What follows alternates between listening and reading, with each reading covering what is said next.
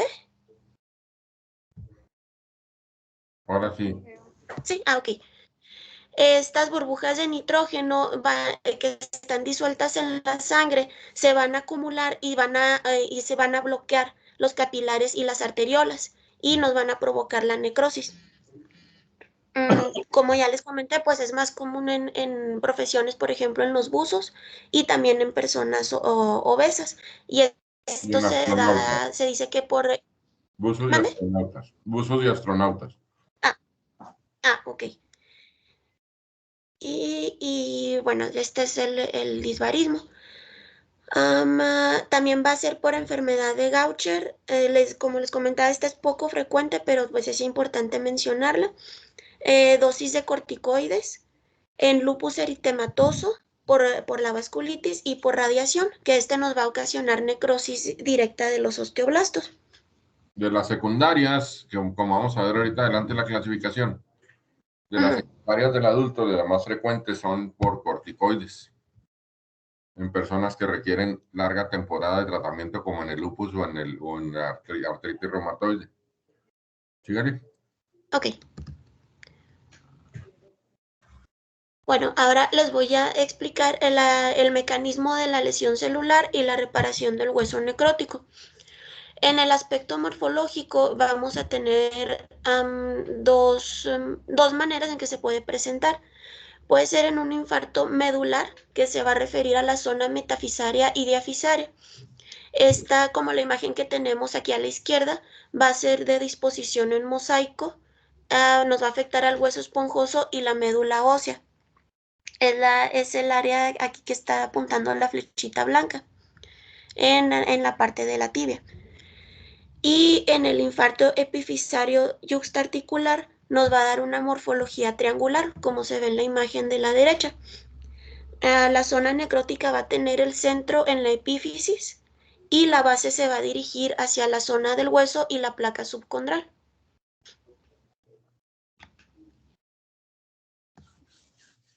Okay.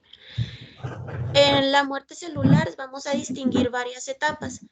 Va a dar una apoptosis celular que nos va a dar alteraciones metabólicas y enzimáticas. Vamos a tener rotura y disolución del núcleo y va a haber una desorganización protoplasmática celular. Una vez dada la apoptosis van a comenzar a morir las diferentes células que nos componen el hueso y se va a dar de una manera más o menos escalonada. Por ejemplo, en las primeras 6 a 12 horas, lo primero que vamos a tener va a ser necrosis de los elementos hematopoyéticos medulares. Ya hacia las 12 a 24 horas tenemos necrosis ya de osteoblastos, osteocitos y osteoclastos. Y las próximas 48 horas y los 5 días después de la isquemia ya va a haber muerte de las células grasas de la médula ósea.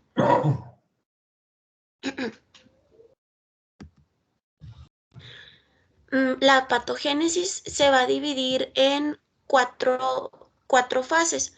Esta primera que está aquí en la imagen es esta que les acabo de explicar en esta diapositiva pasada, la fase de necrosis, donde tenemos, pues como ya les comenté, las muertes de las células en el interior de las trabéculas. En la imagen de aquí de arriba podemos ver la disposición del hueso normal. Viene marcado aquí el cartílago, el hueso subcondral, las trabéculas y las células, que van a ser los osteocitos que nos están dando esta forma trabecular. Aquí en esta fase es importante recalcar o tener en cuenta que no vamos a tener cambios ni radiológicos ni en una resonancia magnética. Probablemente el único dato que tengamos pues sea la clínica, que en esta fase nos refiere el paciente pues dolor en la articulación que esté afectada.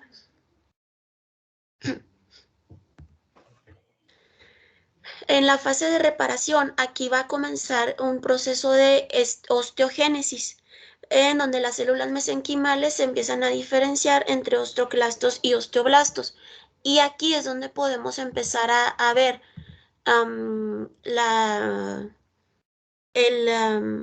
¿cómo decirlo?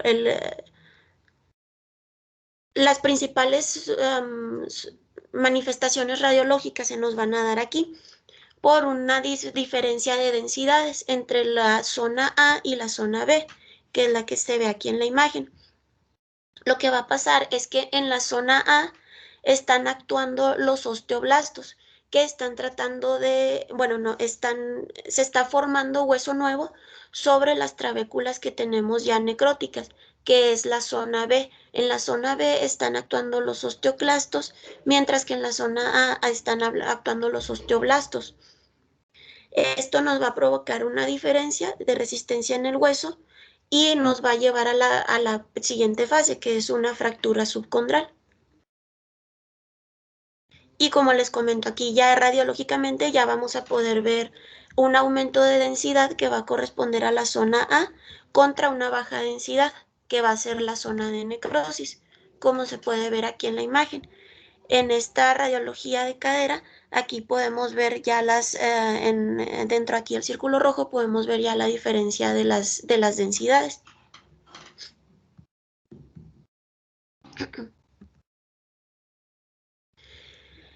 Y en la siguiente fase ya tenemos una fractura subcondral. La misma acción de los osteoclastos aquí en la zona de arriba nos va a debilitar la epífisis de la zona de carga. Y va aquí en donde está marcada la línea roja. Esta va a ser una brecha que se va a ocupar con tejido conectivo y con fibrocartílago. Nos va a separar la zona de las trabéculas del hueso reforzado y de las trabéculas necróticas. Y nos va a dar una fractura subcondral que nos va a empezar a deformar el hueso. Esto se va a dar de 18 a 24 meses después de que se dio el inicio de la osteonecrosis. Y en el aspecto, en el aspecto macroscópico lo vamos a tener como se ve aquí en la imagen. Esta aquí en la descripción es una macrofotografía de infarto epifisario y yuxtaarticular. Tenemos el cartílago articular, que este va a estar conservado hasta que se nos produzca el colapso del hueso subyacente. El hueso subcondral, que es una lámina de tejido escleroso que está adherida al cartílago, y las trabéculas hipertróficas, que van a estar en aposición y mezcla sobre el hueso de hueso neoformado sobre el hueso necrótico que aún no ha sido reabsorbido.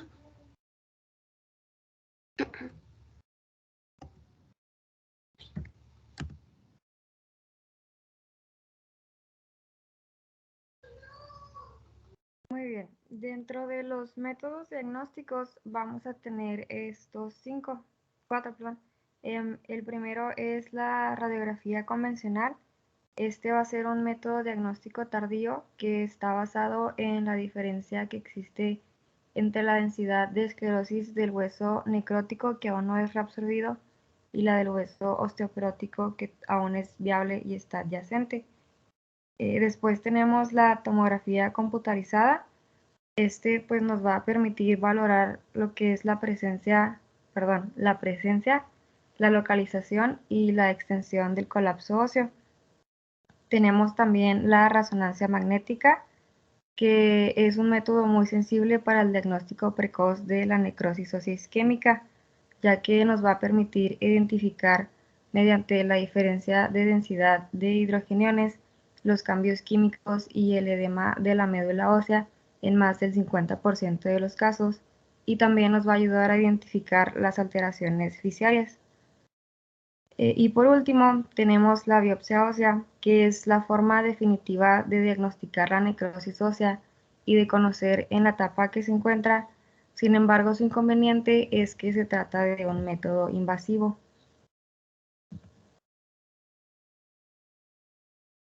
Dentro de las secuelas estructurales que vamos a encontrar, al inicio del proceso, el hueso necrótico no va a sufrir una alteración en sus propiedades mecánicas, pero en los casos en que la osteonecrosis afecte al hueso subcondral, vamos a encontrar microfracturas múltiples subcondrales, un colapso óseo por debajo del área subcondral y un hundimiento e irregularidad de la superficie del cartílago articular que nos va a llevar a una artrosis secundaria.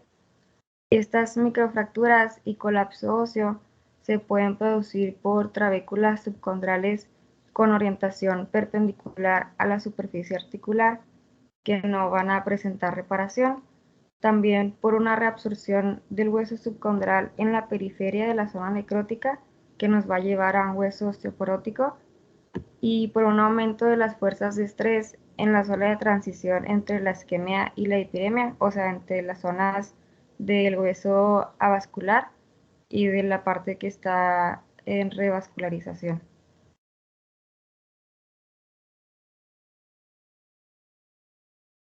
La intensidad y la importancia de la clínica de la osteonecrosis van a depender del tamaño y del lugar en la que se presenten. Entonces, cuando se localice en la epífisis, va a ser en función de la edad y va a ser responsable de las alteraciones articulares secundarias que nos pueden dar una incongruencia articular, también una artrosis o alguna enfermedad degenerativa.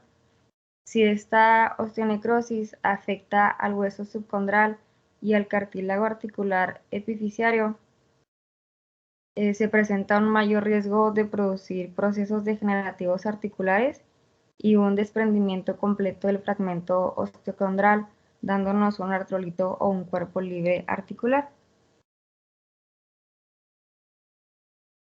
Si la osteonecrosis se presenta apofisiaria, lo que va a ocurrir es que va a alterar la osificación econdral fisiológica por tracciones repetidas de inserciones de tendones y de ligamentos en ellas. Esto nos puede originar calcificaciones tendoligamentosas e irregulares en la osificación de los núcleos apofisiarios. Y si se presenta esta osteonecrosis en la etapa del crecimiento, la mayoría de ellas han sido descritas en epífisis y en apófisis, y esta incidencia va a ser mayor en niños que en niñas, excepto en una enfermedad que ahorita vamos a ver, y típicamente va a aparecer entre los 3 y los 12 años. Estas van a ser en su mayoría procesos de evolución benigna y autolimitada, y su síntoma principal va a ser el dolor, que puede persistir por de meses a años y nos va a alterar la actividad deportiva del niño o del adolescente, y el tratamiento en la mayoría de los casos va a ser conservador. Ahora, dentro de la clasificación tenemos 3, que son la osteonecrosis idiopática del adulto con localización epifisiaria, que se presenta más que nada en cabeza femoral, en cabeza humeral, en cóndilos femorales, platillo tibial, escafoides, el tarsiano, el astrágalo y el sesamoideo de Halos. Tenemos también las osteonecrosis secundarias, que son ocasionadas por factores predisponentes como las postraumáticas por el uso de corticoides, las barotraumáticas, la de panocitosis, diabetes, alcoholismo, tabaquismo, entre otras que vamos a ver más adelante, y las osteonecrosis de crecimiento, que como ya les mencioné, se presentan en niños y en adolescentes, afectan epífisis o apófisis, la osificación econdral, y es desordenada en su localización epifisiaria. Entonces es muy importante que se aprendan esta clasificación. Las osteonecrosis se dividen en 3. Las idiopáticas del adulto, las secundarias del adulto y las del crecimiento. Y puede ocurrir, por ejemplo, en el niño de la cabeza femoral tiene un nombre y en el adulto tiene otro nombre, como vamos a ver ahorita adelante, ¿sí? Entonces no es lo mismo una osteonecrosis en el adulto que una osteonecrosis en el niño. Y puede ser idiopática cuando no conocemos la causa y puede ser secundaria, una de las causas que ya sabemos. Entonces esta clasificación es muy importante que se la aprendan para que no se reburujen tanto ahorita que vean, ahorita que estemos viendo ya de una por una las enfermedades o en el tema siguiente que es la próxima semana, que incluye el Lecpertes calvé, que está dentro de la osteonecrosis, y ahí lo vamos a ver más a fondo. Sígale otra. Muy bien, para iniciar con osteonecrosis idiopática del adulto, tenemos los siguientes hallazgos diagnósticos que van a estar en función de la etapa de la enfermedad. En la etapa inicial, los estudios radiográficos van a ser normales, entonces necesitamos gamografía, resonancia magnética o biopsia para diagnosticar la necrosis. Ya en la etapa de densificación y de falla estructural, va a comenzar con la presencia de imágenes redondeadas densas y a veces asociadas a geodas y quistes, una expresión del colapso y lagunas óseas vacías en el aspecto microscópico. Y ya en la etapa de la artrosis vamos a encontrar un pinzamiento articular, osteofitos y esclerosis. Ahorita les voy a enseñar radiografías en función de cada osteonecrosis que vayamos viendo.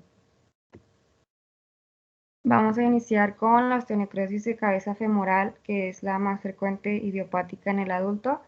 En el adulto, aquí no se los puse, pero se me conoce también como enfermedad de Chandler, como el personaje de Friends, porque como dijo el doctor, tiene otro nombre en niños.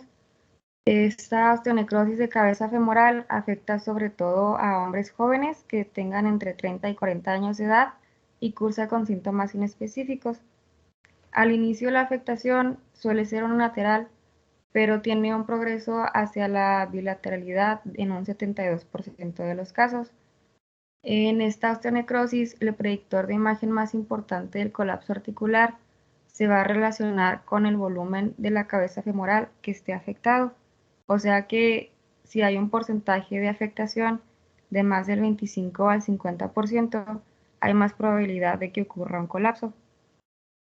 Y los factores que se van a aunar a un mayor riesgo de colapso de la cabeza van a ser hallazgos de imagen en una resonancia magnética que nos muestre un aumento de derrame articular, presencia de un edema óseo circundante, una edad mayor de 40 años y un alto índice de masa corporal.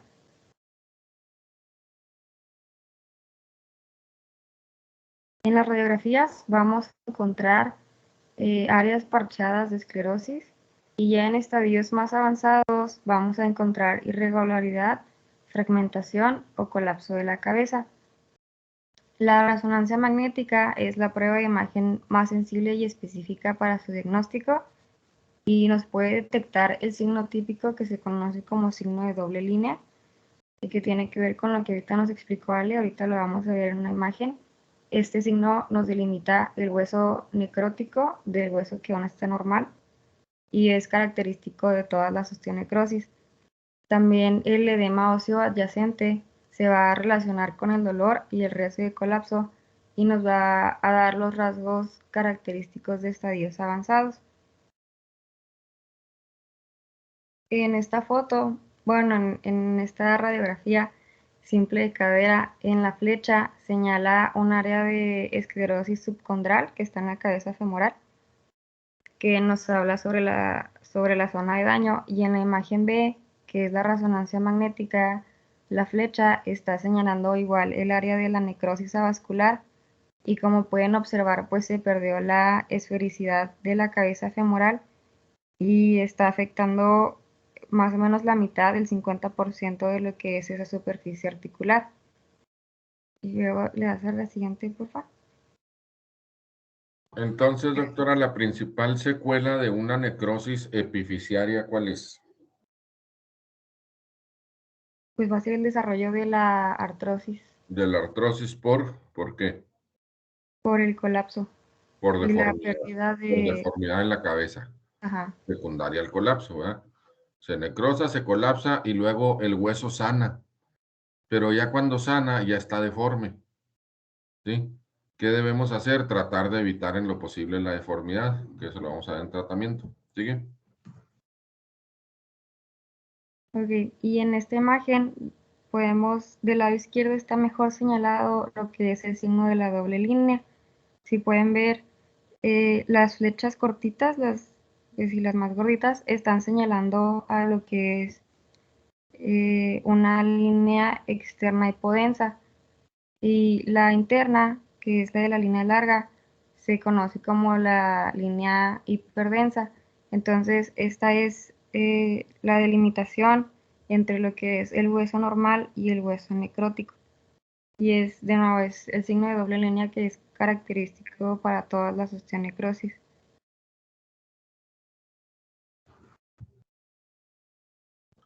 Y en esta imagen Está repitiendo mucho vemos, lo que es. perdón, en esta imagen vemos la osteonecrosis de la cabeza femoral derecha. En la flecha nos señala la necrosis y hay un pequeño aplanamiento. En las imágenes B y C se muestra la línea que es compatible con las microfracturas subcondrales. Y ya en la imagen D, en la de abajo, se puede distinguir más o menos lo que es, una disculpa, se puede distinguir el signo de la doble línea.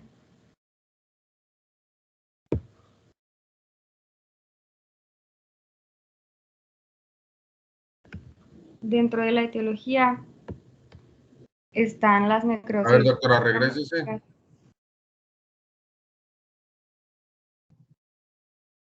Regrésese a la anterior.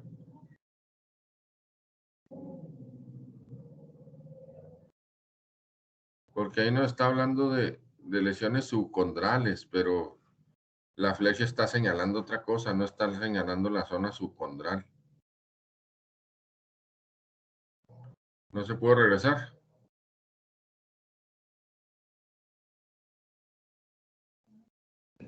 En esa, doctor. Sí, pues no está señalando la zona subcondral, es abajito del cartílago, ¿verdad? Pero aquí no está abajo del cartílago, está. No, pues no sé por qué dice lesión subcondral. Bueno, sígale. Bueno, dentro de la etiología tenemos las necrosis postraumáticas y No ha las no cambiado. traumáticas. ¿Cómo? No ha cambiado la imagen. Ya. Ya, ok. Muy bien.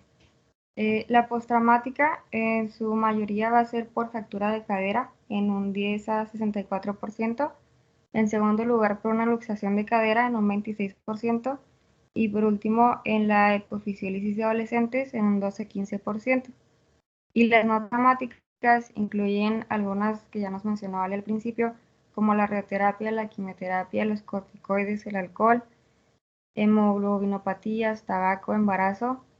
Dentro de estas no traumáticas se menciona lo que es, por ejemplo, el lupus eritematoso, la enfermedad inflamatoria intestinal, enfermedades autoinmunes, que todas estas recaen dentro del uso de corticoides. Le das a la siguiente, por favor. Gracias. Dentro de la patogenia vamos a ver diferentes factores. Uno de ellos es el mecanismo directo que nos ocasiona la muerte celular directa. Por ejemplo, las radiaciones que nos habló Ale. Tenemos también la oclusión vascular intraluminal cefálica por trombos o una coagulación intravascular. La compresión vascular extrínseca cefálica. Esta ocurre por un aumento de la presión interósea, ya sea por un aumento del tamaño de los adipocitos, por las burbujas de nitrógeno, por un crecimiento medular neoplásico o una hemorragia interna. También está la afectación vascular arterial extracefálica, que ocurre por una lesión traumática, algún taponamiento o derrame, una obstrucción de la arteria circunfleja posterior o de la arteria capsular superior, y la compresión o éstasis venosa, que se ocasiona por varices o durante el embarazo.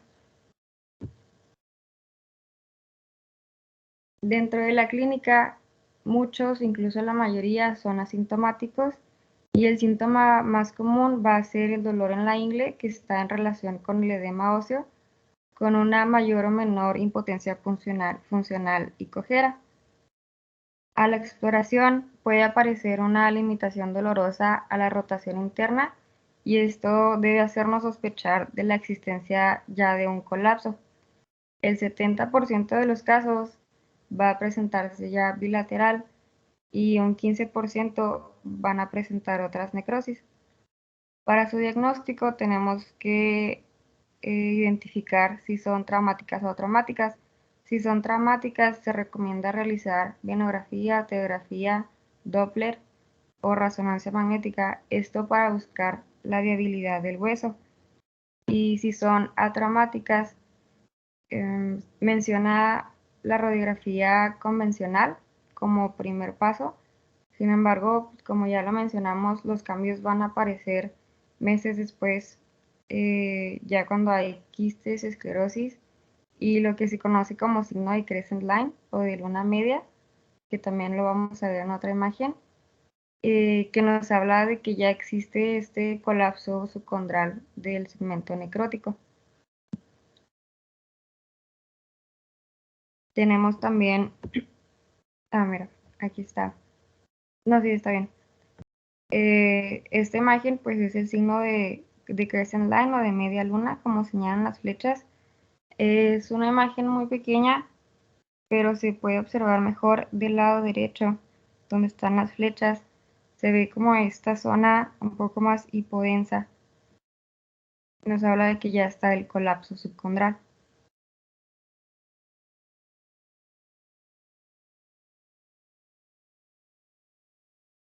Y tenemos para la clasificación de esa osteonecrosis lo que es la clasificación de FICAR. En el estadio 1 se conoce como cadera silenciosa. Esto es únicamente una sospecha de necrosis.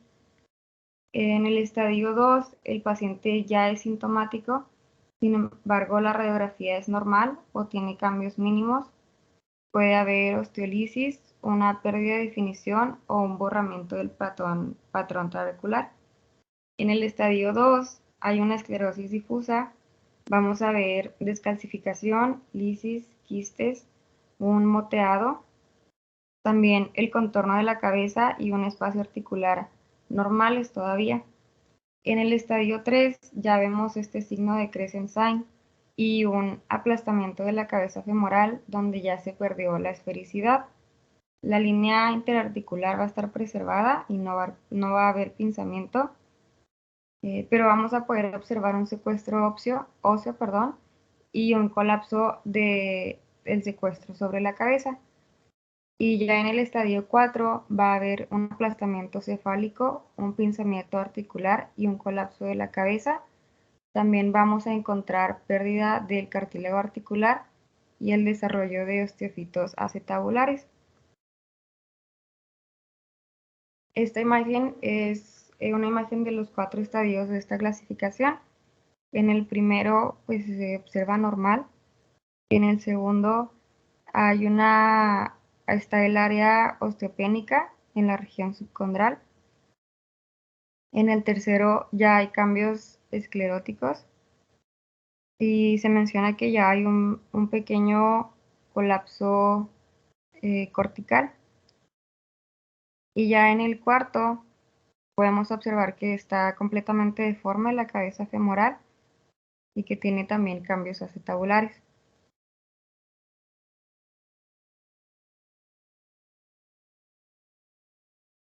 Como tratamiento es importante preservar la cabeza femoral. Entonces, para esto vamos a usar el tratamiento conservador o quirúrgico. Cuando es quirúrgico, podemos usar un tratamiento farmacológico según la patología que nos origine la esclerosis. Por ejemplo, podemos usar hipolipimantes, vasodilatadores, anticoagulantes o bifosfonatos. También podemos hacer una descarga, que es que el paciente utilice un bastón para evitar o retrasar el colapso de la cabeza femoral. El uso del oxígeno hiperbárico para aportar oxígeno a la zona isquémica. Sin embargo, este aún no está aprobado, ahí me faltó nada, perdón.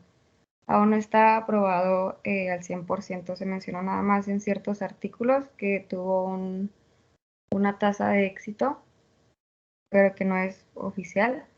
Y el uso de electroestimulación, que igual es de dudoso efecto porque la analgesia es buena, pero no es curativo. Y dentro del tratamiento quirúrgico tenemos ya la descompresión quirúrgica, las osteotomías trocánteas e injertos óseos corticoesponjosos o injertos óseos corticales. Y si ya no hay preservación de la cabeza femoral, tenemos que irnos directo a artroplastías de resuperficialización de la cadera femoral. Estas son prótesis parciales que nada más sustituyen la cúpula ósea. Las artroplastías de sustitución de la cabeza femoral o las artroplastías totales.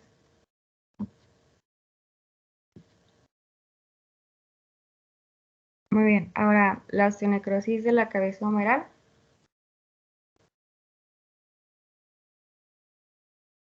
Esta es la segunda localización más frecuente de necrosis avascular después de la cadera. Esta suele desarrollarse también en la región subcondral de la cabeza. En algunos pacientes puede conducir al colapso del hueso subcondral, el desarrollo de irregularidad de la superficie y la degeneración articular secundaria. Aquí el factor de riesgo más asociado en específico a esta localización es el uso prolongado de corticoides y las fracturas de húmero proximal que sean complejas, que involucren 3 o 4 fragmentos o que estén desplazadas, van a aumentar el riesgo de presentar esta necrosis. Las otras causas de esta patología pues es esta, la primaria o idiopática, la secundaria a causas médicas o farmacológicas, que es el uso de corticoides principalmente, y la traumática.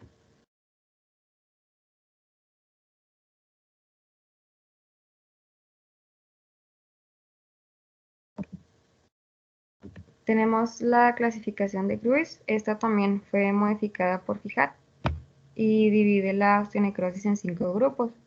El primero es el grupo sin cambios radiográficos. Estos cambios únicamente se pueden observar en la resonancia magnética. El segundo grupo es el que presenta esclerosis en la porción superior central de la cabeza humeral. Y el tercer grupo presenta un colapso del hueso subcondral y un adelgazamiento leve. En el cuarto grupo vamos a observar un colapso significativo de la superficie articular del húmero y en el quinto grupo ya observamos una enfermedad articular degenerativa.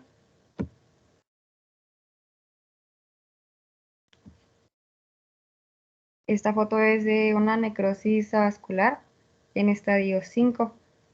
Tenemos lo que es, tenemos la radiografía y la resonancia magnética.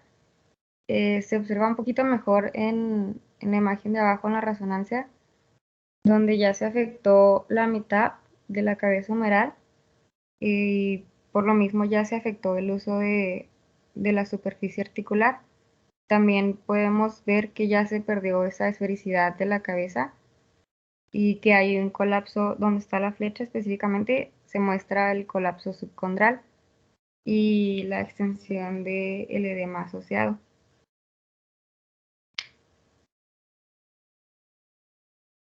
Y le das a la otra, por favor. En esta es similar a un artículo. Esta ya es imágenes dentro de la clasificación que ya les platiqué. En la imagen A, que es el estadio 1, pues se observa normal. En la imagen B, que es el estadio 2, vemos que hay poquitos cambios escleróticos en la cabeza humeral, donde está la flechita azul. En la imagen C, que es en el estadio 3, ya podemos ver una pequeña fractura subcondral, donde está la flecha roja, y una depresión muy pequeña de la superficie articular. En la imagen D, que es la etapa 4, podemos ver que ya se ve más aplanado y que hay un colapso de la cabeza humeral. Y por último, en la imagen E, que ya es la etapa 5, pues podemos ver que ya se ve muy degenerado y que incluso se extiende hacia lo que es glenoides.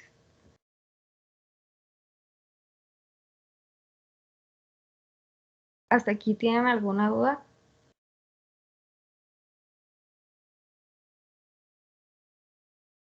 Ok, entonces vamos a continuar con cóndilos femorales interno y externo. Esta osteonecrosis generalmente afecta más al cóndilo femoral medial. Esta enfermedad es más frecuente en pacientes ancianos, especialmente en mujeres osteopénicas que se van a presentar por experimentar un dolor agudo después de un traumatismo leve. Se asocia también con la fractura subcondral y un colapso subsecuente. Esta fractura subcondral puede ser el evento que nos lleve a la osteonecrosis del cóndilo. Ocurre en huesos que ya han sido previamente debilitados por enfermedades no traumáticas como la osteoporosis y más que nada si se asocia con una obesidad. Esta osteonecrosis también se asocia a menudo con una alineación en varo por la medialización del eje del miembro, que nos va a llevar a un incremento del porcentaje del peso que esté transmitido al cóndilo femoral medial. O sea, el estrés mecánico más grande va a ser en el cóndilo femoral medial. El colapso subcondral secundario va a acentuar la angulación en varo. Y el síntoma característico es la aparición súbita de dolor severo, ya sea localizado o difuso, pero este empeora por la noche y es persistente a pesar del uso de analgésicos.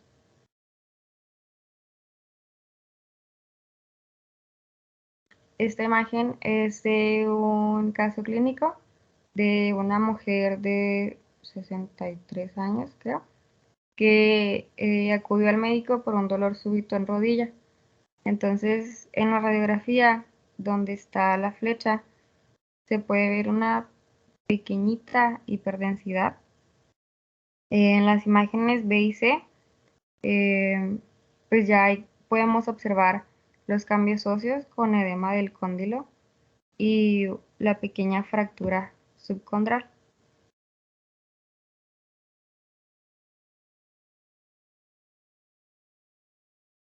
Y en esta imagen es donde observamos una esclerosis ya bien delimitada, pero de ambos cóndilos.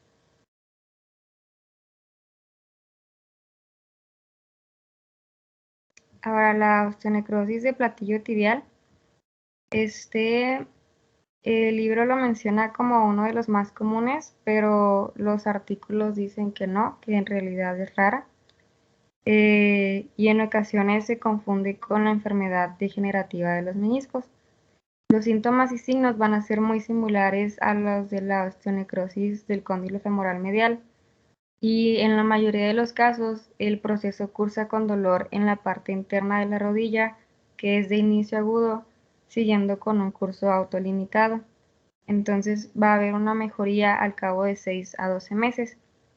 Y a pesar de que tiene esta evolución autolimitada, existen pacientes en los que el proceso progresa, entonces se agrava la sintomatología y se observa un colapso del platillo tibial interno, siendo necesaria la implantación de una artroplastia de rodilla.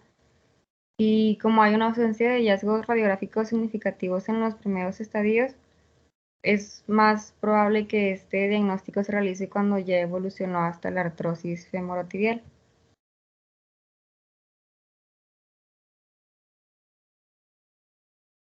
Los hallazgos radiográficos iniciales van a presentar generalmente cambios degenerativos artrósicos que en la mayoría de los casos van a ser comunes para la edad en la que se presente el paciente, porque esta osteonecrosis igual suele presentarse en mayores de 60 años en A ver, mujeres. Quirós, ¿está Quirós ahí?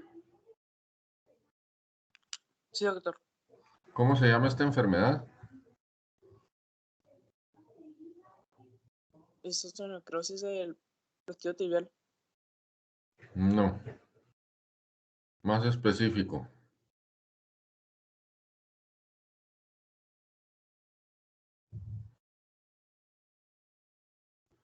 Cuando se encuentra no nomás en el platillo, se puede encontrar en el astrágalo, se puede encontrar en el cóndilo, en la tibia.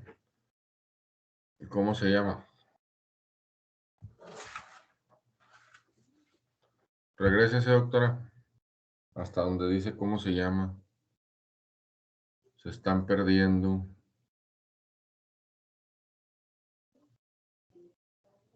De los cóndilos femorales. No, no, doctora, ya se fue. No, ya se fue. Donde empieza esta enfermedad en específico. Vele para atrás. Pues de cuál enfermedad, ni usted sabe cuál enfermedad estamos viendo. Cóndilos femorales interno y externo. Dele para adelante. ¿Qué otro nombre tiene esta enfermedad, doctora?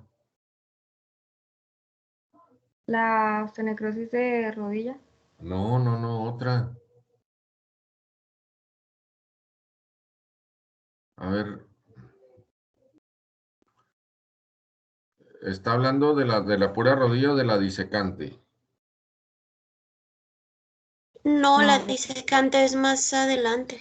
Ahora, entonces hay que diferenciar entre una osteonecrosis disecante y una osteonecrosis de la rodilla, así como le está poniendo usted, porque abarca más, son parecidas, pero abarca más hueso de la que estamos hablando ahorita, ¿sí? De los cóndilos femorales y el platillo tibial, pero hay una disecante. Ya les había mandado unas radiografías y ahorita se las volví a mandar para que vean lo que es una osteocondritis disecante del astrágalo. Ahorita se las mandé y ahorita ya le van a entender esa radiografía cuando veamos la enfermedad. Sígale otra.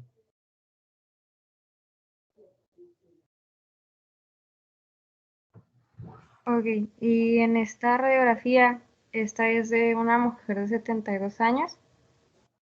Podemos ver la imagen osteolítica de bordes irregulares en el borde de la meseta tibial y hay un pinzamiento del compartimiento interno. También no se alcanza a distinguir mucho. ¿Cómo pongo mi contador? Bueno, es que ya le tiene el control. Pero está una formación ósea de media luna en el espacio femororuteniano. Está más a la derecha, arribita, casi donde termina, ándale, ahí está esta pequeña formación ósea. Esta es toda la zona de osteonecrosis.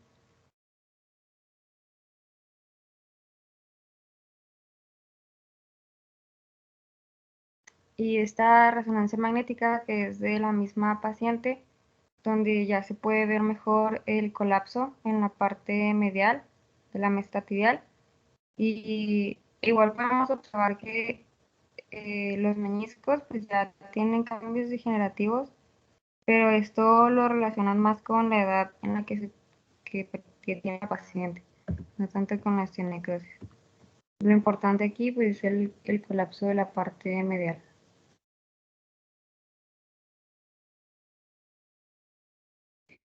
Ahora, esas fueron las principales osteonecrosis idiopáticas. Hablando de osteonecrosis secundarias, ¿le hace la siguiente, por favor? Gracias. De la mayoría ya nos habló Ale, las más importantes siendo la postraumática, las necrosis disbáricas o barotraumáticas, las cortisónicas, la de enfermedad de Gaucher. No repitan lo que ya dijeron. Ok, bueno, pues ya nos habló Ale de estas y esta es la tabla del libro donde viene más amplia, vienen la mayoría de los factores de riesgo no traumáticos.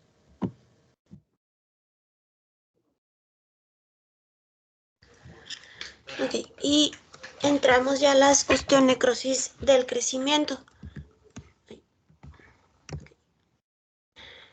Y explicamos primero la osteocondrosis.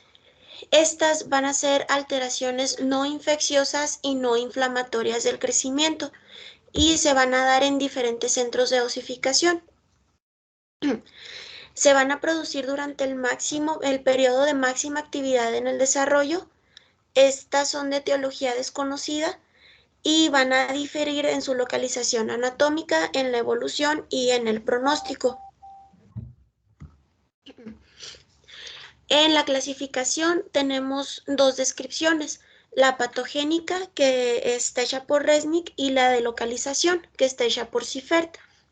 En la patogénica tenemos al grupo 1, es una osteonecrosis primaria o secundaria, donde incluye el Calvé-Perthes, Freiberg, Kohler, Kienbock y Panner, que estas las vamos a describir más adelante. En el grupo 2 van a ser osteonecrosis secundarias a traumatismo repetitivo o una solicitación excesiva de la articulación. En el grupo 3 vamos a tener variantes de osificación endocondral y en grupo 4 tenemos involucradas entesopatías, o que estas dice que son raras, que se refieren a lesiones más bien de los tendones. En la clasificación en cuanto a localización, tenemos articulares, no articulares y fisarias. En las articulares tenemos la afectación primaria del cartílago y del cartílago articular y epifisiario, perdón. Y una afectación secundaria por necrosis avascular. En las no articulares tenemos localización apofisiaria, epífisis sometidas a tracción o microfracturas por repetición. Y en las fisarias pues ya vamos a tener una afectación de la fisis y se nos va a presentar un deterioro del crecimiento parcial, de forma parcial, perdón, o completo. Aquí tenemos la enfermedad de Freiberg-Koller tipo 1, bueno, la presentación Freiberg-Koller tipo 1. Este va a ser, perdón, se va a desencadenar por microtraumatismos y va a ser una insuficiencia vascular en la epífisis del segundo metatarsiano, como se ve aquí en la imagen, dentro del círculo rojo. Esta es más frecuente en el sexo femenino en una relación de 5:1. La edad va a ser entre los 12 y los 15 años y 1 de cada 10 casos se nos comenta que es bilateral. En la clínica tenemos un dolor bajo la cabeza del segundo metatarsiano y la movilidad va a estar limitada y con dolor. En la radiografía vemos un aplanamiento de la cabeza del segundo metatarsiano y una esclerosis irregular del núcleo epifisiario, aquí en la imagen. La evolución va a depender del grado de deformidad que tenga la cabeza del segundo metatarsiano. El tratamiento pues puede ser conservador y quirúrgico, o quirúrgico, perdón. En el tratamiento conservador vamos a usar un botín de yeso por 3 a 4 semanas con una plantilla de soporte retrocapital, que es como la que les pongo aquí en las imágenes de abajo. Este es el tipo de plantilla que se usa. Y en el tratamiento quirúrgico ¿Para qué se se hace... usa? ¿Mande? ¿Para qué se usa esa plantilla? Para dar, bueno, para intentar, bueno, así lo entendí yo, para intentar que no se deforme tanto la cabeza del metatarsiano. ¿Cómo se llama eso que le hacen, ese cambio que le hacen a la plantilla? Mm,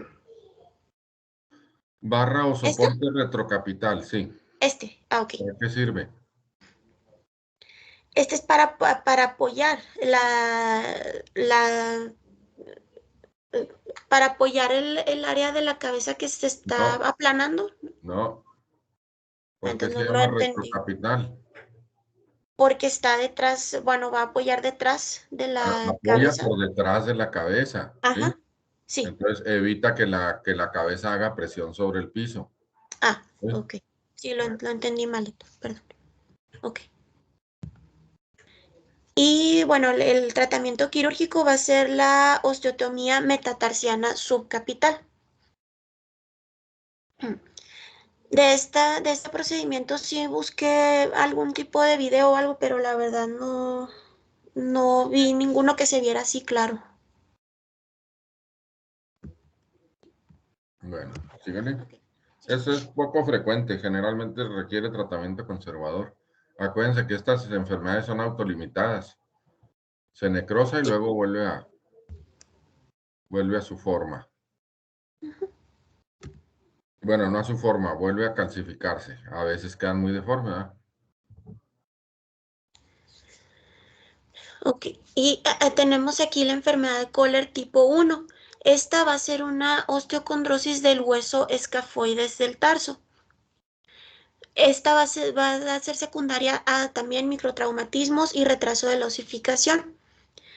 Más frecuente en varones en relación 5:1 entre los 3 y los 7 años. Nos va a presentar dolor e inflamación en el arco longitudinal medial del pie. El niño va a tener una cojera antiálgica. Esto va a ser un tipo de marcha, pues en donde no va a apoyar bien el pie, porque para evitar el dolor que le ocasiona. Se mencionaba como si estuviera pisando sobre brasa caliente, o sea, no va a haber un apoyo completo del pie. El diagnóstico es por medio de radiografías comparativas y vamos a ver un estrechamiento y un aplanamiento del escafoides, como se ve aquí en la imagen. Como ya nos mencionó el doctor, es autolimitada. En 2 a 4 años se va a recuperar el tamaño, la densidad y morfología normal del escafoides. El tratamiento pues debe de ser individualizado para cada paciente dependiendo de la sintomatología. Evitamos el soporte de peso excesivo y si hay una molestia intensa podemos también utilizar un botín enyesado o como una escayola por 5 o 6 semanas. La escayola lo mencionan, son como benditas que ya traen el yeso, que se les pone nada más agua y se va formando el botín.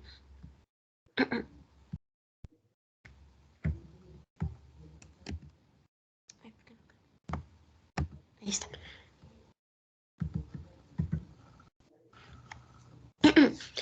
Tenemos aquí también la enfermedad de Sever. Esta va a ser una osteonecrosis idiopática. Está localizada en la apófisis posterior del calcáneo, aquí como se ve en la imagen. Esta típicamente va a aparecer entre los 7 y los 10 años de edad.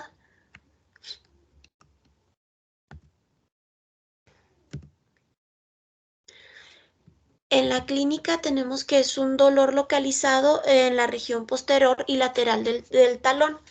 Está a nivel de la inserción del talón de Aquiles o de origen en la aponeurosis plantar. Va a haber una tumefacción en la región posterior del calcáneo y nos va a presentar, y vamos a tener pies cabos.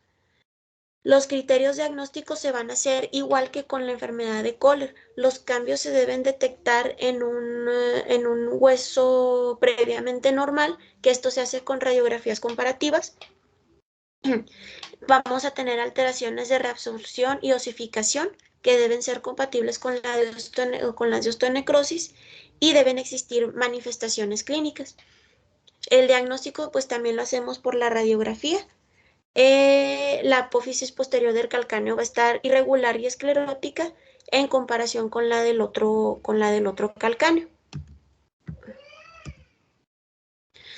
En tratamiento vamos a elevar el talón mediante una talonera alrededor de 1 o 1/2 centímetro de la base.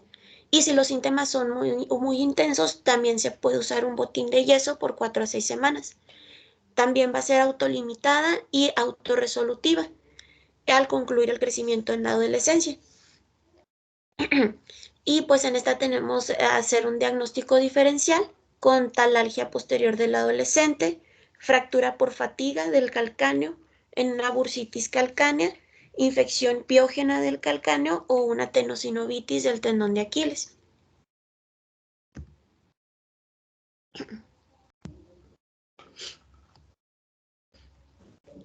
Muy bien. Tenemos la enfermedad de Osgood-Schlatter. Esta es Osgood-Schlatter. Osgood-Schlatter. Osgood-Schlatter. Osgood-Schlatter. Ah, gracias. De Osgood-Schlatter. Esta es muy importante porque es la osteonecrosis del crecimiento más frecuente. Ok. Esta osteonecrosis de la tuberosidad anterior de la tibia se producen lesiones de arrancamiento de fragmentos osteocondrales del trabéculo tibial junto con desgarros parciales del tendón rotuliano. Es más frecuente en varones en una relación 2 a 1 y es bilateral en casi el 50% de los casos. Típicamente aparece entre los 9 y los 14 años de edad en niños y 8 y 13 años de edad en niñas. Esto coincide con la aparición del centro de osificación secundario o apofisiario de la tuberosidad tibial, porque hasta este punto es cartilaginosa.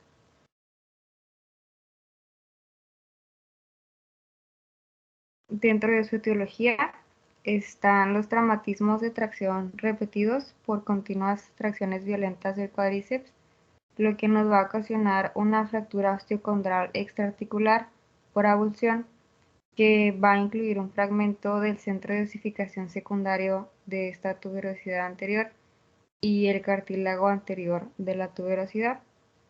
Y los factores predisponentes van a ser el aumento de oblicuidad de la inserción del tendón rotuliano o un cuádriceps tenso con acortamiento de isquiotibiales, un tríceps sural retraído, ángulo Q aumentado y gradualmente la rótula que se coloque alta. También es predisponente que haya un valgo y rotaciones internas femoral externa o tibial excesivos. Dentro de la clínica de esta osteonecrosis vamos a encontrar un dolor sordo e intermitente exacerbado que se presenta en esfuerzos deportivos, un dolor a la extensión resistida de la rodilla, una tumefacción de los tejidos blandos y A ver, Fernández. Fernández está. ¿De qué estamos Sí, hablando? de la enfermedad de Osgood-Schlatter. Sí, ¿en dónde queda eso? em,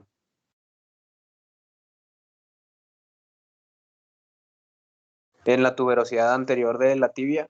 ¿En dónde queda Bueno, eso?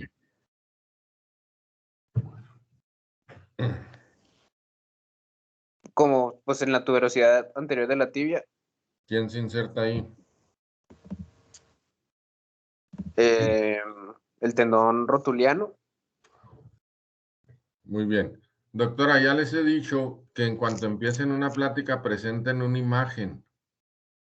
Usted no nos ha presentado ninguna imagen de un Osgood-Schlatter o de una tuberosidad y se suelta hablando de algo que puede haber alguien que no sepa de qué está hablando, ¿sí? Entonces ya les he dicho, siempre pongan imágenes desde el principio del tema. No ha puesto ninguna sola imagen. Ok, ahorita les presento las imágenes. Ya, si nos hubiera presentado cualquiera de estas imágenes al principio y nos dice, vamos a hablar de la enfermedad de Osgood-Schlatter, que es de la tuberosidad tibial anterior, y nos la señala, la tuberosidad tibial. Nos la señala, entonces ya queda más claro de qué estamos hablando, ¿sí? Y luego, si está hablando de fractura, pongo una imagen. Si está hablando de esto, ponga imágenes. Porque se sueltan hablando y hasta el último presentan las imágenes. Las imágenes deben de ir con explicación de cada cosa, o la explicación más bien debe ir acompañada de imágenes. Sígale.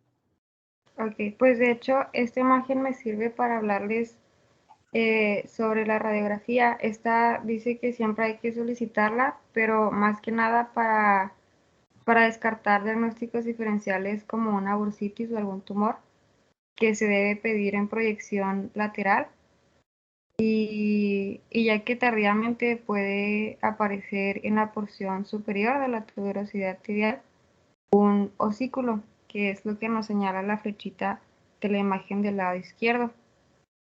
En esta imagen vemos que la densidad radiológica está un poco irregular y que este osículo está un poco separado del límite de la tibia. Son los fragmentos óseos que se separan por la tracción, porque acuérdense que una parte de la evolución es la fragmentación. Se fragmenta esa zona y se pueden desprender esos osículos en el tendón, ¿sí? Ahora, estamos hablando de la tuberosidad tibial, de la tuberosidad tibial. ¿Qué es una tuberosidad? ¿Qué es la tuberosidad tibial, doctora? ¿Qué función tiene? ¿O qué es? ¿Dentro de qué se clasifica? Pues tiene ¿Es una función qué? de... ¿Qué es? ¿Es una qué? Es una prominencia. No, otra cosa. Ahorita lo mencionó, pero no supo de qué está hablando.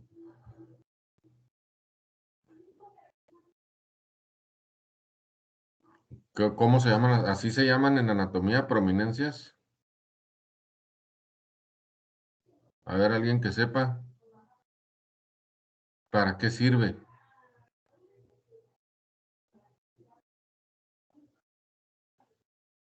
¿Para qué sirve la apófisis? Se llaman apófisis de tracción, doctora. Ahorita usted habló de apofisitis y de apófisis, pero no sabe ni de lo que está hablando. La tuberosidad tibial es una apófisis de tracción.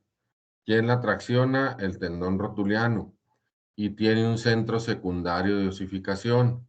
Así como lo tiene la epífisis, la metáfisis, la fisis, también estas apófisis tienen un centro secundario de osificación. ¿Sí? Y el dolor aparece cuando aparece la osificación del centro secundario. Al principio no se ve la tuberosidad, pero como se va calcificando, como lo vemos allá a la derecha, se empieza a calcificar y es cuando puede empezar la enfermedad. Y la enfermedad termina cuando termina de calcificarse y se cierra, se une la apófisis de tracción, se une con la metáfisis.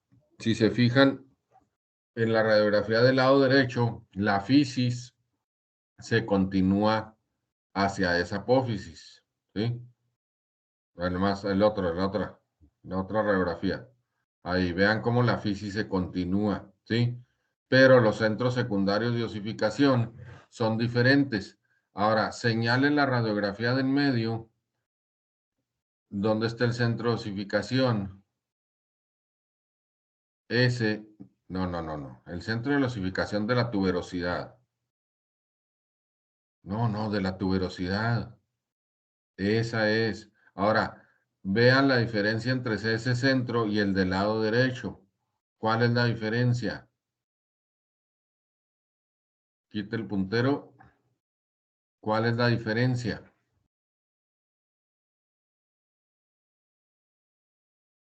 ¿En qué Que el de...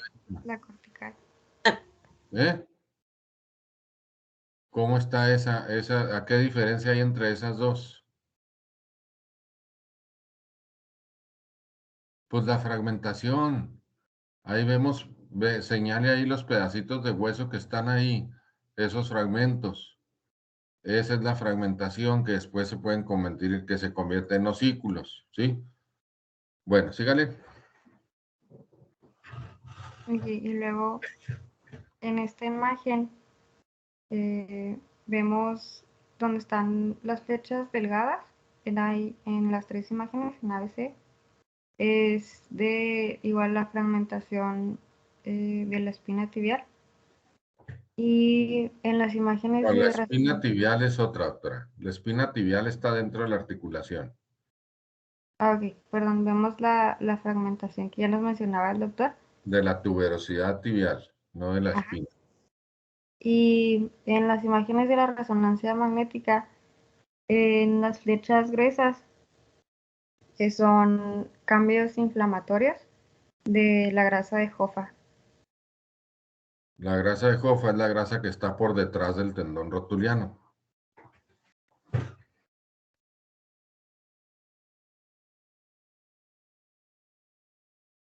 Muy bien. Y como tratamiento tenemos que puede A tener ver, espérame. Primero los datos clínicos. ¿Cuáles son?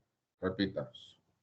el dolor sordo e intermitente que se va a exacerbar con esfuerzos deportivos, el dolor a la extensión de rodilla, la tumefacción de tejidos blandos y que nunca se produce un derrame articular de la rodilla. No, se brincó uno, doctora, la tumefacción. Tumefacción de tejidos blandos y prominencia exagerada de la tea. Entonces, nos va a llegar un niño con dolor en la cara anterior de la tibia y de nomás de tocar la tuberosidad tibial, inmediatamente podemos reconocer la enfermedad y en ocasiones vemos aumento de volumen. ¿Cómo es la evolución de esta enfermedad, doctora?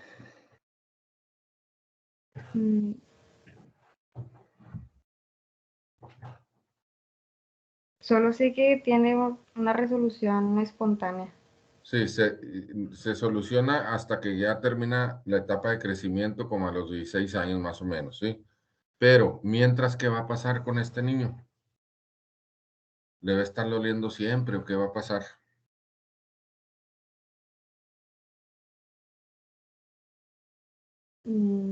No, pues menciona que tenemos que limitar, por ejemplo, la actividad deportiva, que hay que evitar el tratamiento de inyectar cortisona, que si es un caso severo, se puede usar una calza de yeso por 3 o 4 semanas. Si no es severo, no sabía. Podemos, pues se menciona sobre potenciar y estirar la musculatura isquiotibial y el tríceps ural. No sé si esto ayude también, o sea, básicamente para disminuir el dolor que A presenta ver, la... le llega un niño a consulta con una dolor en la tuberosidad tibial, ¿sí? Unos Gulater, ya lo diagnostica. ¿Qué se diagnostica más por clínica que por radiografía? Que de todas maneras pedimos radiografía, pero por clínica podemos saberlo. ¿Qué le va a hacer usted? ¿Qué le haría? ¿Qué le diría a la mamá?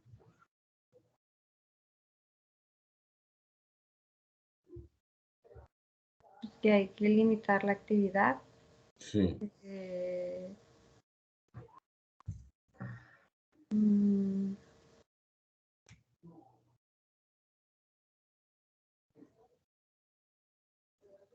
A ver, váyase al tratamiento.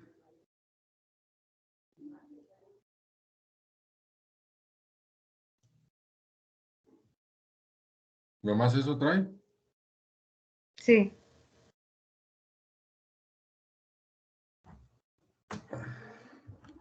Limitar la actividad deportiva por 3 meses. En fases dolorosas. ¿Qué es eso de en fases dolorosas?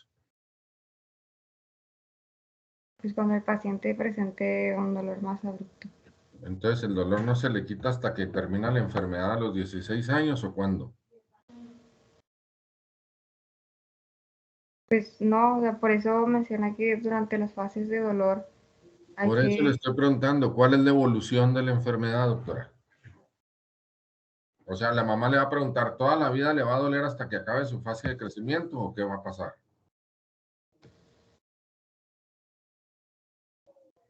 pues no, No, ¿qué? no le va a doler de forma permanente durante todos esos años. Se le va a quitar en ratos, ¿verdad? Y luego le va a volver a aparecer cuando haga la otra vez actividad deportiva. Es muy probable que le vuelva a aparecer o a veces ya no les aparece, pero generalmente les puede pasar repetidas ocasiones hasta que termine la edad de crecimiento. Pero si llega con dolor, doctora, ¿qué le va a hacer usted? Es que le faltaron muchas cosas aquí de tratamiento. Lo voy a inmovilizar con una rodillera rígida, ¿sí? Por el día. Y no le va a dar nada para el dolor, Sí, pues para desinflamar, ¿eh? una N, Entonces, ¿por qué no viene aquí? porque no lo menciona el libro. Pues es que nomás buscan en un libro. Tienen que buscar en otros lados, no nomás en un libro. No, pues también en Mm, ah, artículos ya, la ay, mayoría de lo que está en la presentación sale de artículos. Bueno, sí, de hecho, doctor, perdón, lo que más resaltan en el tratamiento en donde buscamos es el reposo. Era lo que nos bien. resaltaba como lo más importante. Ajá, por eso le ponen inicialmente una férula o ¿cómo se llama? Una rodillera larga, rígida, para que no flexione, porque cada vez que hace flexión o que hace fuerza para extender, pues se tracciona la apófisis y duele y se va a inflamar más, ¿verdad? Entonces lo ponemos en reposo, le damos antiinflamatorio para que le sirva también como analgésico, antiinflamatorio. En caso de muy severo, pues necesito una calza de yeso para que no mueva nada, ¿verdad? Y lo mandamos a fisioterapia para estiramiento muscular, ¿sí? Ese es el tratamiento. Ahora, hay ocasiones en que aun cuando cierra la apófisis, cuando termina la maduración, sigue doliendo. En esos casos, lo que se hace es quitar los osículos y mantener la apófisis. Se le pone un tornillo a la apófisis para mantenerla pegada con el hueso, para que cierre bien el cartílago. Se supone que ya cerró, pero se le pone un tornillo. Entonces, eso únicamente se usa cuando terminan el crecimiento y no se les quita el dolor. Pero durante el crecimiento el tratamiento es conservador y como un niño no le vamos a pedir que ya no jueguen toda su vida, ¿verdad? Hasta que termine su madurez. pues no lo podemos tener de oquis, no lo vamos a poder mantener sin jugar. Entonces permitimos que juegue más o menos a los 3 meses, que empiece poco a poco otra vez a jugar y es posible que le vuelva a pasar y vamos a repetir el tratamiento. Esa es la evolución de la enfermedad, ¿sí? Hasta que ya cicatriza y se termina el crecimiento. Bueno, sígale.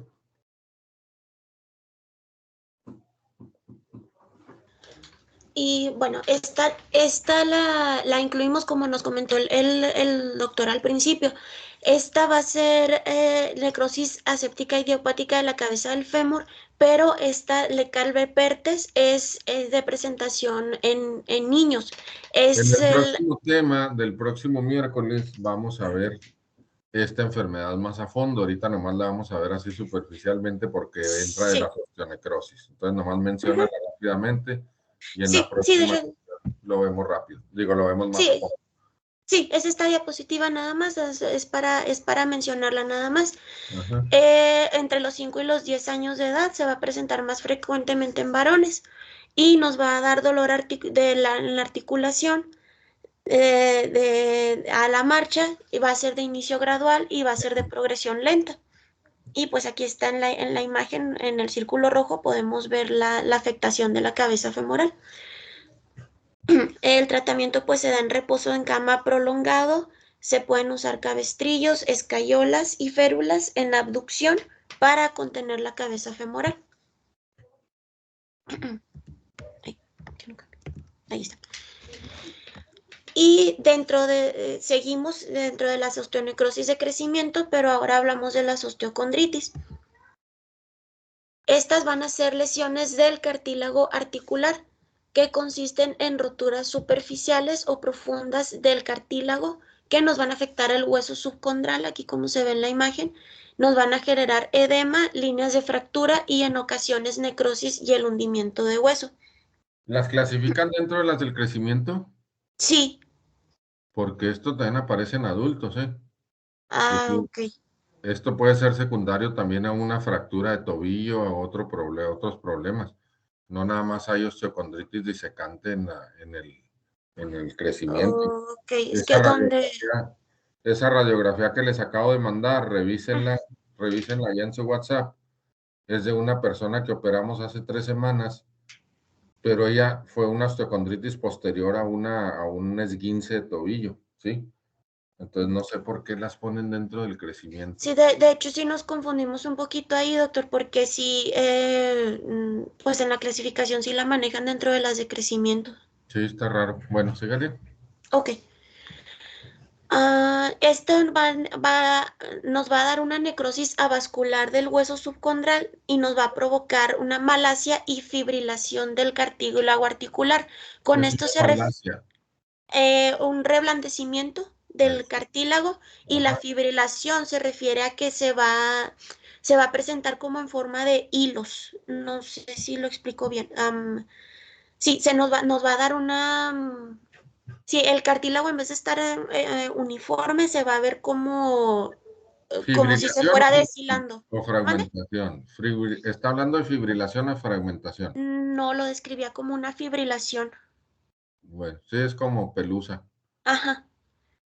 Este proceso pues va a evolucionar lentamente y nos va a dar lugar a una separación final del fragmento óseo del hueso sano del adyacente. Y esto es lo que vamos a nosotros a entender como una osteocondritis disecante.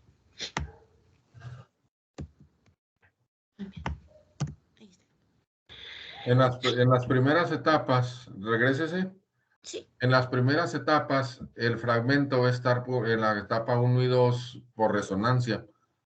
Va a estar cubierto por cartílago todavía el fragmento, pero en la etapa 3 ya se descubre, ya queda a la vista el fragmento sin cartílago, y en la etapa 4 se suelta el fragmento, y el fragmento se puede quedar suelto en su lugar o puede irse a la articulación y funcionar como un objeto libre, ¿sí? Un cuerpo libre, ¿sí? Entonces la etapa 1 y 2 está cubierta, la etapa 3 se descubre y la etapa 4 se suelta y puede migrar el fragmento, ¿sí? Entonces, Sí. En la radiografía que les mandé, esa paciente presentaba una gran crepitación al movimiento del tobillo y dolor, y se sospechó que pudiera traer un cuerpo libre, pero no. El mismo fragmento que estaba en su lugar, como se ve ahí radiográficamente, el mismo fragmento, como ya estaba suelto, pero no había migrado, estaba suelto, pero provocaba la crepitación tan grande en el tobillo. En el momento en que se hizo una ablación ahí, todavía estaba cubierta con cartílago, pero sonaba, ¿sí? Entonces se hizo una termocoagulación mecánica a este nivel del cartílago, el cartílago se hundió, es una técnica que hay, y ya se quitó la crepitación al momento de hacer la termocoagulación, que es una técnica nueva que no sé si la traigan ahí ustedes descrita, porque es nueva. Bueno, síganle. Ok.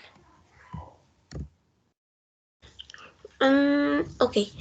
Aquí como se ve en la imagen, en un fragmento de cartílago articular con hueso subcondral subyacente se va a separar gradualmente del lecho cartilaginoso. Como ya nos comentó el doctor, puede ser un desprendimiento parcial o completo. Perdón. Se va a dar más común en rodilla, en codo, en cadera y en tobillo, entre los 10 y los 20 años de edad. La incidencia va a ser entre 15 y 21 personas por los 100.000 habitantes. Y dice que va a ser más frecuente en varones en un 64% y las mujeres se va a presentar en un 36%. En la etiología no hay una etiología precisa. Se puede decir que puede ser hereditaria o puede ser también por isquemia, por taponamiento de los microvasos subcondrales. Por microtraumatismos es la teoría más aceptada. En esta se presenta en 40% de los casos. El mecanismo puede ser por sobrecarga, por uso repetido y por sobreesfuerzo. Y pues aquí nos dice también más común en deportistas, más específico en la gimnasia artística, en el fútbol y en el béisbol. En las clasificaciones se manejan distintas. Se las voy a explicar. Una es de Bernd Hardy, esta fue escrita en 1959 y esta se divide en 4 etapas. En la etapa 1 hay una pequeña área de compresión subcondral. En la etapa 2 es un fragmento parcialmente desanclado. La etapa 3 es un fragmento desanclado in situ. Y en la etapa 4 es un fragmento desplazado. En la clasificación de Kahilberg de 1983, esta es una clasificación por imagen. Divide las radiografías de la rodilla en 5 sectores, en el plano antero-posterior, como lo tenemos aquí en la imagen de arriba, en la imagen A, perdón. Y en la imagen B es una imagen lateral, donde el área donde vamos a encontrar nosotros el fragmento o la osteonecrosis va a ser en el área C, más frecuentemente.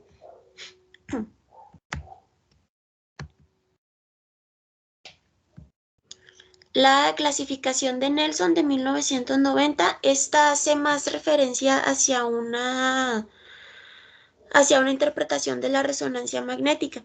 Es igual en 4 grados y el grado 1 va a ser cartílago intacto con cambios de señal en el hueso subcondral. En el grado 2, roturas de alta señal del cartílago. En grado 3 va a ser cerca de alta señal detrás del fragmento subcondral y esto va a ser indicativo de líquido sinovial alrededor del fragmento. El grado 4 es baja señal de centro de la lesión o cuerpo libre dentro de la articulación. Y por último tenemos la clasificación para una artroscopía. También es en 4 grados. El grado 1 es una superficie articular, va a estar intacta y va a estar estable al gancho explorador. En el grado 2 es una lesión con una separación inicial. Grado 3, desanclaje parcial de la lesión. Y el grado 4 son lesiones cavitarias con o sin el cuerpo libre localizado.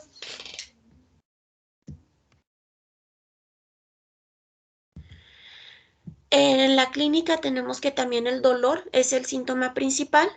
Este va a estar mal localizado, nos va a aumentar con la actividad y la carga y va a limitar el rango de movimiento del paciente. Se va a asociar a derrame articular, a pseudobloqueos o bloqueos del movimiento, crujidos y en ocasiones nos va a dar inestabilidad. Y por lo general el paciente nos va a referir un episodio traumático anterior.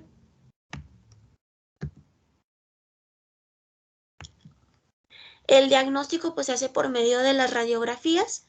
En radiografía se solicitan la proyección antero-posterior de escotadura intercondilia, como ya vimos pues en un principio, se piden 45 grados de flexión de la rodilla, lateral y axial de rótula 30 grados. Y en tobillo se solicitan las proyecciones antero-posterior y lateral. En codo, proyecciones antero-posterior en flexión de 45 grados y lateral.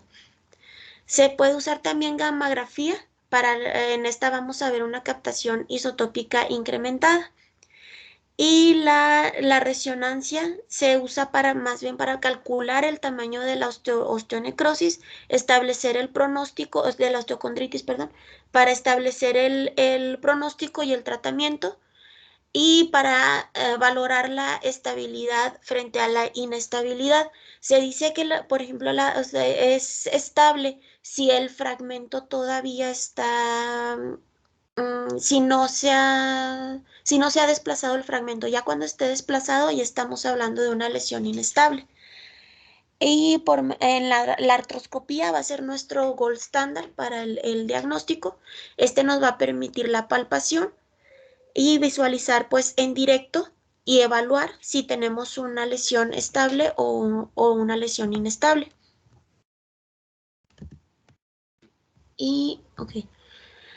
En este diagrama podemos ver el tratamiento. El objetivo principal del tratamiento es restaurar la vascularización y evitar que esto se desprenda del fragmento, es decir, que se convierta en una osteocondritis inestable. Se va a dar conservador primero en las primeras 6 a 8 semanas y tenemos que es una osteocondritis estable. Y si no tenemos una resolución, podemos dar perforaciones retrógradas. Esto se hace con agujas de Kirchner para Kirchner, ajá. Kirchner, sí. Sí, para estimular que el flujo hacia este fragmento y así favorecer la revascularización. Y Entonces, ya, hacen perforaciones en el hueso, atravesando hasta la epífisis, ¿verdad? Perforando la sí, epífisis, para que sangre, y este sangrado produce algo de fibrosis y de crecimiento ahí en esa zona y puede llegar a dar buen resultado. Bueno, ¿sí ven? sí. El problema es que para hacer las perforaciones no es fácil por la zona donde se localiza, sobre todo en el calcáneo. A veces inclusive tenemos que perforar la tibia para poder entrar a hacer las perforaciones a calcáneo. Bueno, síganle. Ok. Y en una osteocondritis inestable, si el fragmento es rescatable, se hace una microfractura con una fijación del fragmento. Esta fijación, pues la mencionada, se puede hacer con tornillos de compresión para así dejar el fragmento y que se pueda rescatar. Si ya este fragmento ya no se puede salvar, hacemos lo mismo, una microfractura, pero vamos a poner condrocitos autólogos o también se puede hacer un autoinjerto osteocondral o un aloinjerto osteocondral.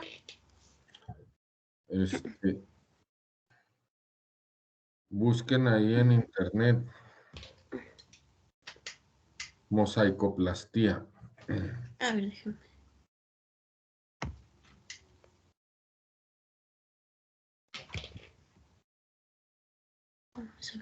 Ahorita la nueva técnica que no viene aquí, ¿verdad?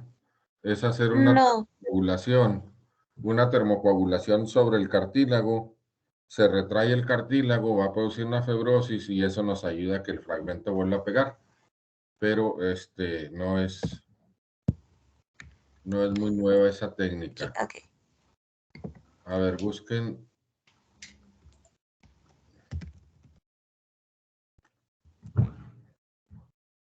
Condroplastía. No, mosaicoplastía.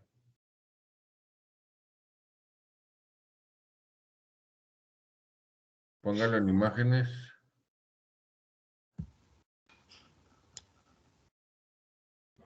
A ver, ahí está, esta.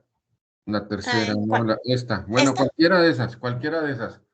¿Esta que tengo está bien? Se hace con este aparato especial que está en la 1, 2, 3, 4, 5. No. A ver, Regresa. espérame. Ok. Es un aparato ¿Esta? circular, cilíndrico, el quinto, el penúltimo. El ¿Este? penúltimo, este es un aparato especial que es hueco y nos toma, le pegamos aquí, agarramos pedazos de cartílago junto con tantito hueso y de los lugares donde no apoya, ¿verdad? Y lo ponemos, hacemos también una zona circular en la zona de lesión y ahí ponemos la mosaicoplastía. Esto, regrésese, esto se usa mucho en rodilla. En rodilla, aquí vemos una rodilla en donde estamos tomando, en donde no hay apoyo, generalmente la parte medial, y lo ponemos en una zona y luego lo cubrimos con algún tejido como aponeurosis, ¿sí? Pero podemos hacer esa mosaicoplastía sobre la lesión, sobre una lesión osteocondral, que los resultados no siempre son buenos, ¿verdad? Sígale. Ok. Entonces a eso se refiere con los injertos. Ahí se está viendo ya la presentación otra vez. Sí. Ok. A eso se refiere entonces con el autoinjerto osteocondral, ¿sí? Ok.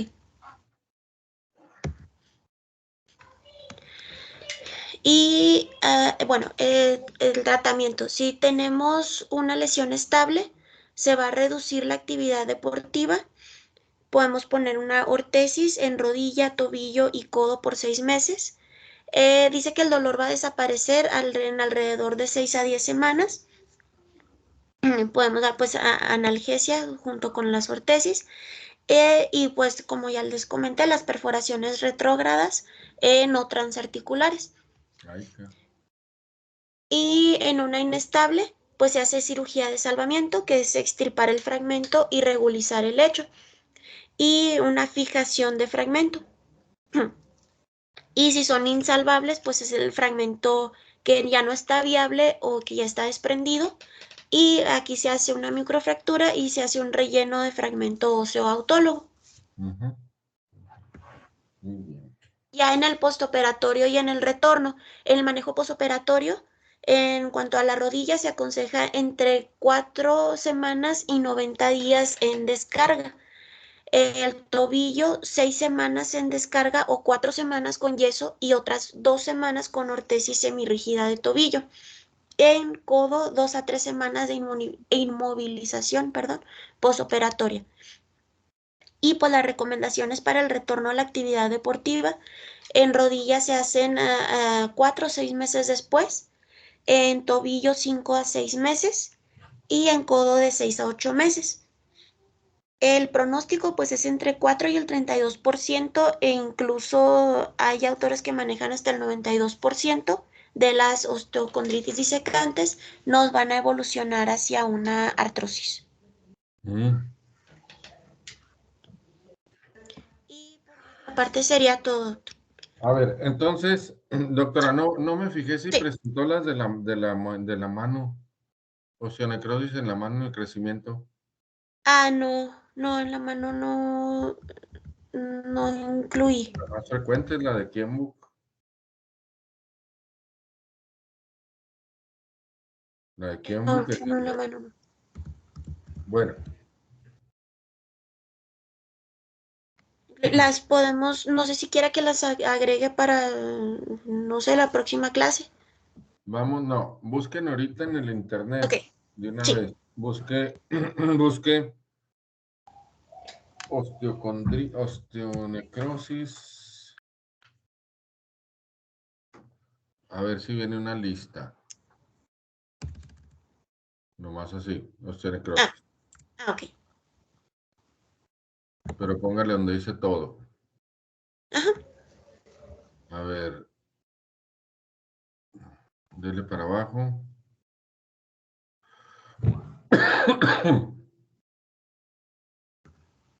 A ver.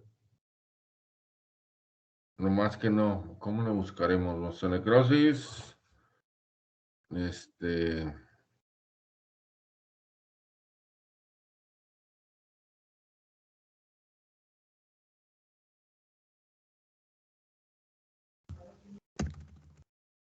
Y le pongo clasificación. Sale. Póngale, pero a ver si sale clasificación.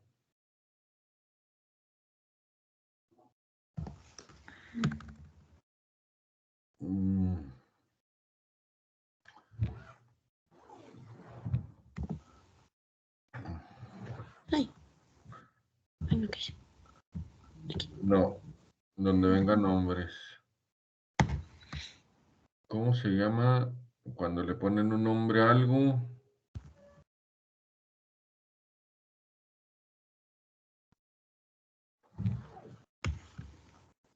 No, voy a separar otra vez. Osteonecrosis. Nombres, póngale. Nombres. Póngale en imágenes.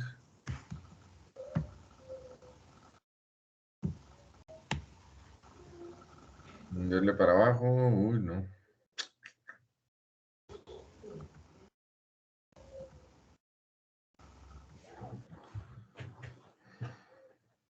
Epónimos, póngale.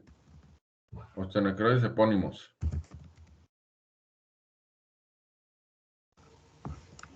Ahora busquen no aquí, no en imágenes, en todo.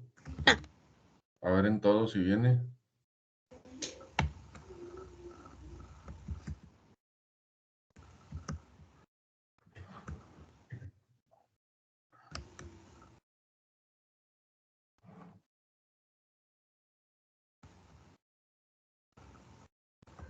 Pues en una de esas puede venir, pero Una de las que revisamos, bueno, una de las que revisé fue esta. a ver.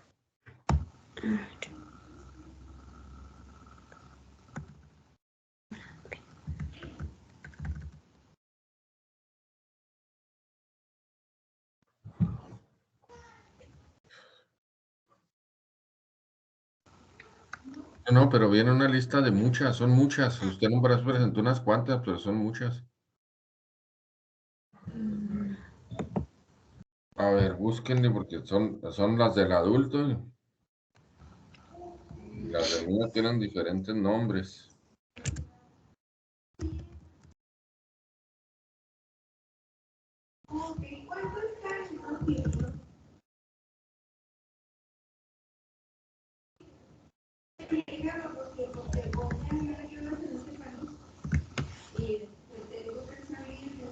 No.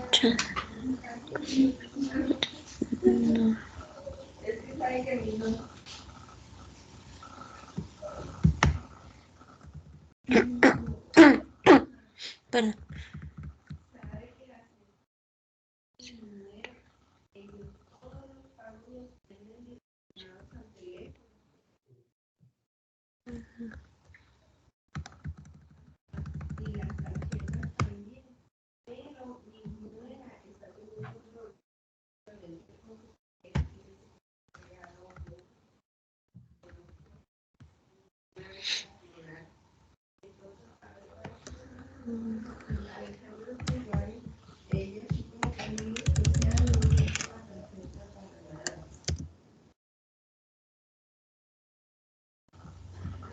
Ahí en epónimos no viene.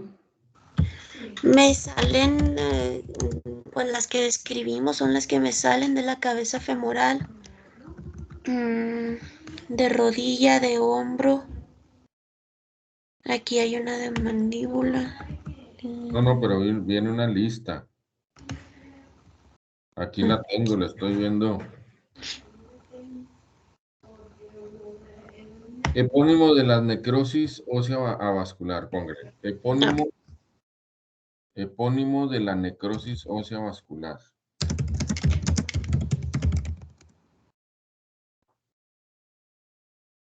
Y le ponen imágenes.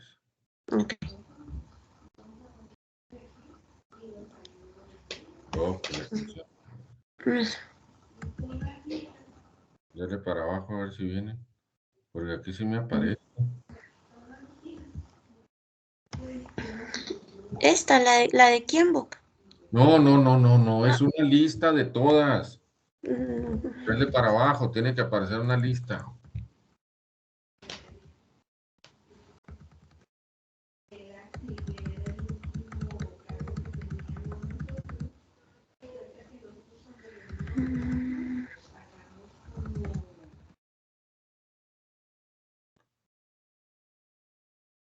No, doctor, no me sale. Que la canción. Síganle buscando, tiene que haber una.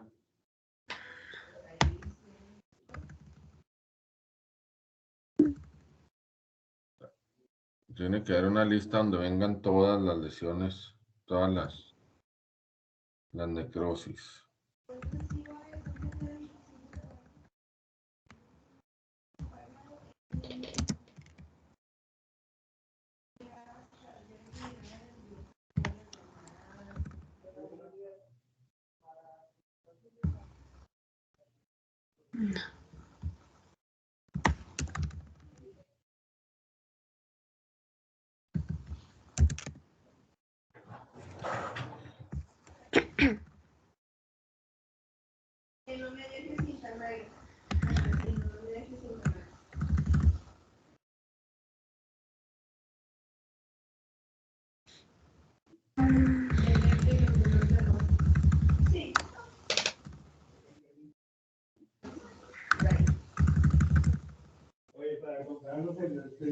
No, doctor, ahí llegué ya hasta el final de la búsqueda, no me sale. Síganle buscando, tiene que venir por ahí una. Búsquenle todos. Tiene que venir una lista muy grande.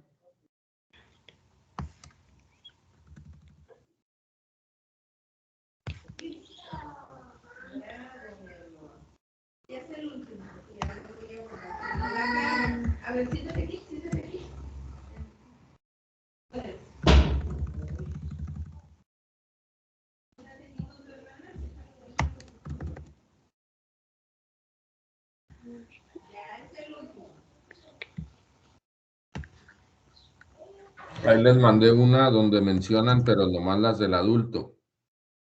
¿Sí? Bueno, también vienen reburujadas ahí.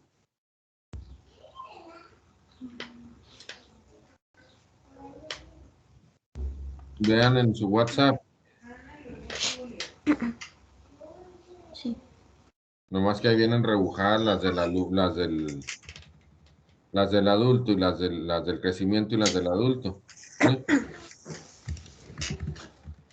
Ahí viene la de Freiberg, la de Haas, la de Incelin, la de Kienbock, de Kohler, de dónde aparece cada una.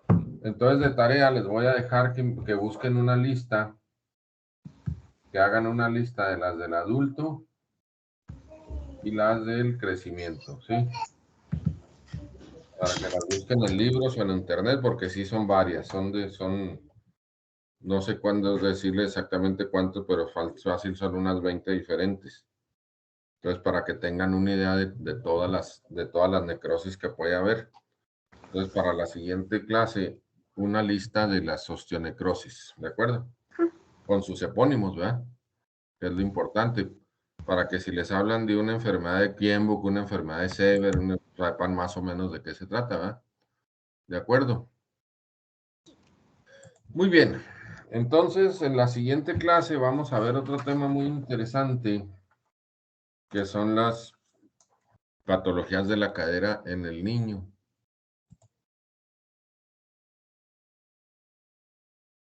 Ya la tienen preparada, ¿verdad? Sí, doctor. Muy bien. Nos vemos pues el miércoles, ¿verdad? Haz una pregunta para confirmar. O sea, nada más menciona 3 enfermedades, ¿verdad? o sea, la de Pertes, y luego la epifisiólisis, y la otra era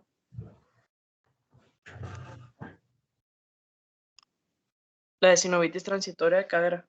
Sí, sí, esas. Ok. No Nada más más para que, está bien. sí, ok. Órale pues, nos vemos el miércoles. Gracias. Gracias, doctor.